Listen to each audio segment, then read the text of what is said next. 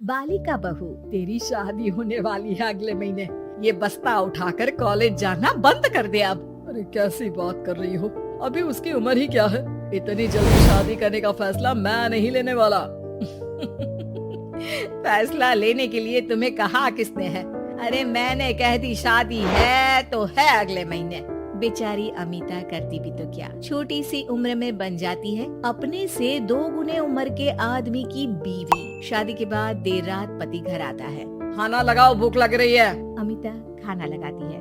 ये क्या बनाया है? वो सारा खाना फेंक देता है। कर्म ही खराब थे जो इतनी कम उम्र की लड़की से शादी करा दी। तभी वहाँ अमिता की सास आ जाती है। अरे हमें क्या पता था कि ये इतनी कामकाज में ढीली है। इसकी माँ ने तो कहा था रॉकेट की स्पीड से काम करती है।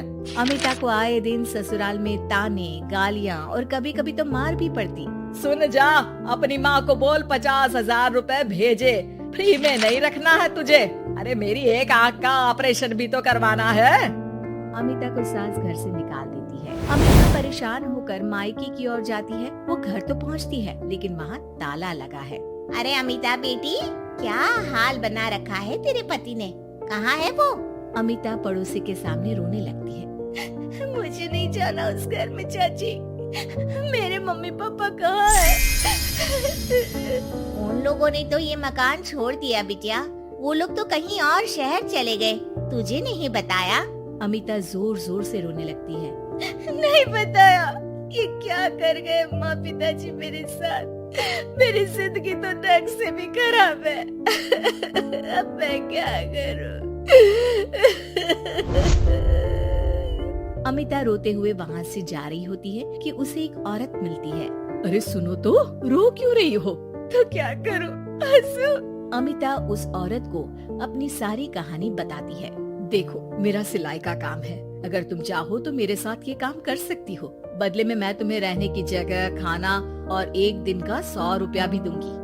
अमिता कुछ सोचती है और फिर उस औरत के साथ चल देती है। अब क्या था, अमिता की जिंदगी अपने मायके और ससुराल से दूर एक नए सिरे से शुरू होती है। रहना खाना फ्री होने के कारण अमिता रोज का पैसा बचा लेती है। वो आसपास के लोगों के भी कपड़े सिलने लगी। और एक दिन सिलाई सेंटर की एक औरत कहती है, अरे वो साड़ी की कंपनी है ना, वो बिक रही है।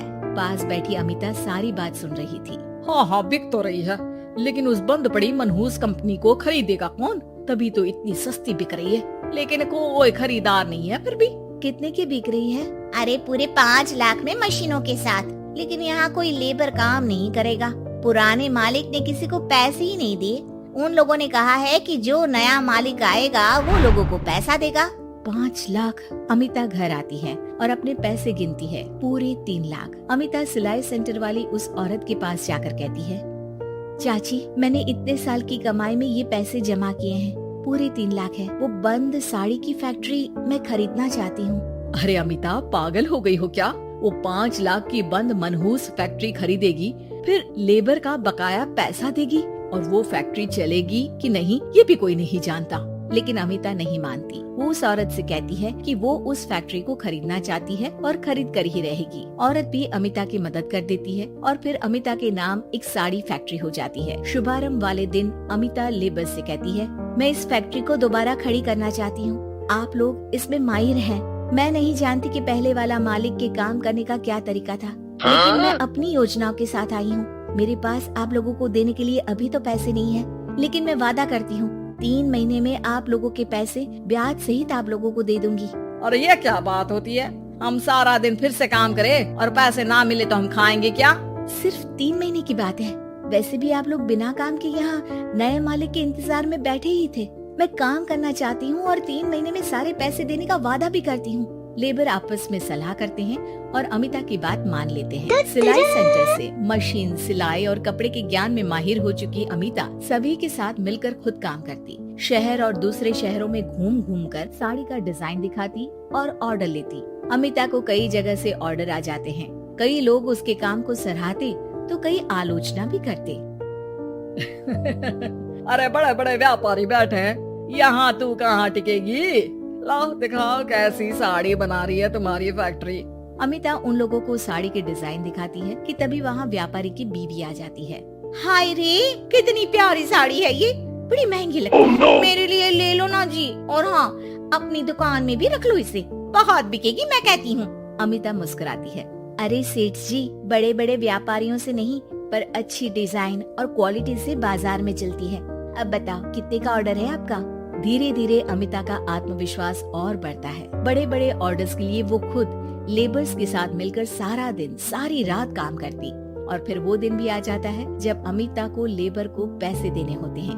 मैं आप लोगों से 3 महीने बाद आज के दिन ये बात करना चाहती हूँ कि मैंने जितने पैसे देने की आपसे बात की थी उतने मैं नहीं दे सकती। हम लोग जानते थे कि पर आपकी कंपनी तो फायदे में है, फिर हमारे पैसे क्यों नहीं देंगी? मतलब आप लोगों के बकाया पैसे, ये 3 महीने के पैसे और ब्याज के साथ मैं आप लोगों को 10% का मुनाफा भी दूंगी। सभी खुश हो जाते हैं। मेरा कोई परिवार नहीं है, लेकिन दिन रात आप लोगों के साथ काम करके मुझे आप लोगों में ही अपना परिवार दिखता है। अमिता की फोटो पेपर में छपती है। उसके बिजनेस मॉडल को पढ़ने के लिए कई बच्चे भी उसका इंटरव्यू करते हैं। अब अमिता 1 से 2 और 2 से 4 फैक्ट्री खोलकर देश में बड़ा नाम कमाती है।